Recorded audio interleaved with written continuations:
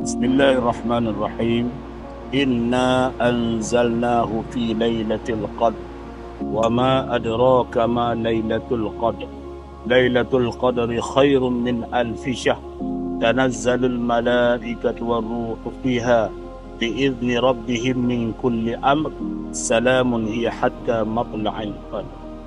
Dalam bulan Ramadan, Allah Subhanahu wa taala menyediakan satu malam yang disebut sebagai Lailatul Qadr. Lailatul Qadr ini khairum min alfi syahr, lebih baik daripada 1000 bulan, menyamai 83-84 tahun. Satu malam sahaja Allah Ta'ala bagi. Maka kita, antara yang kita hajat, apa yang kita pohon supaya Allah menerima doa dan hajat kita, amalan kita, antaranya menyumbang, infak dan bersedekah di jalan Allah Subhanahu wa Ta'ala. Fadilat dan kelebihannya sangat besar. Allah akan balas dan gantikan balik sumbangan infak kita. Jadi marilah sama-sama kita jom sertai ECJK 1001 malam untuk kita mencari redha Allah Subhanahu wa Ta'ala.